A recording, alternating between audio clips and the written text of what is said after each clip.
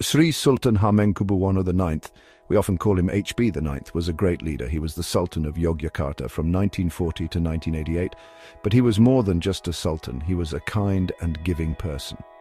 HB IX lived a simple life and cared deeply for his people. He showed everyone in Indonesia and the world that a true leader helps others and cares about them.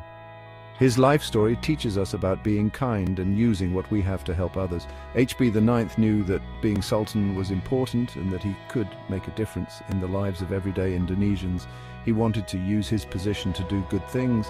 When times were tough, HB IX gave people hope. He showed them that even when things are bad, there are still good people in the world.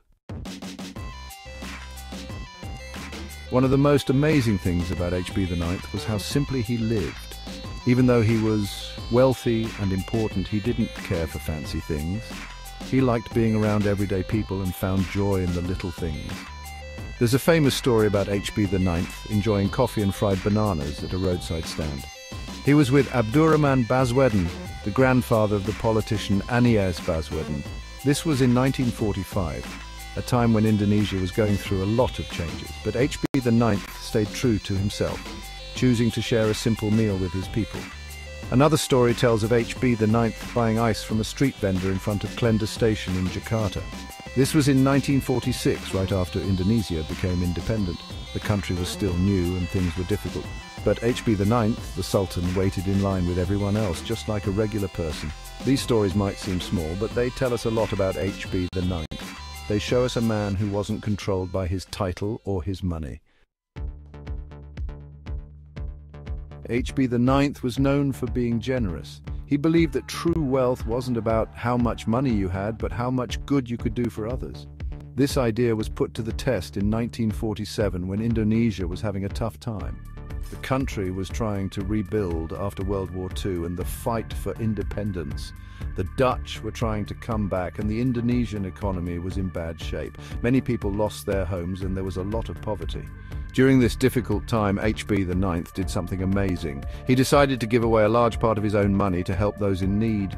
This wasn't just a small gesture, it was a huge act of generosity that helped many Indonesians. He gave money directly to people and families who were struggling. He also donated to important groups like the Army, which was protecting the new nation, and the Indonesian Red Cross, which was helping people affected by the conflict.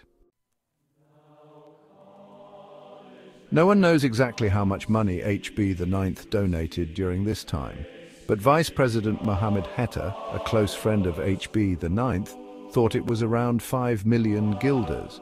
That was a lot of money back then, equal to about 20 billion rupiahs or $1.3 million today. The giving continued for many months and provided important help to those who had lost everything. It's important to remember that this wasn't the first time HB IX had been so generous. He had previously given 6.5 million guilders, even more than what he gave in 1947, to the Indonesian government. This money was used to help the newly independent nation get started. These acts of generosity, done with humility and a strong sense of duty, made HB IX known as a true leader of the people. He showed the world that true leadership is not about power or being privileged, but about serving others, being compassionate and being willing to share what you have with those in need. His life and actions continue to inspire people in Indonesia and show us the power of kindness and generosity.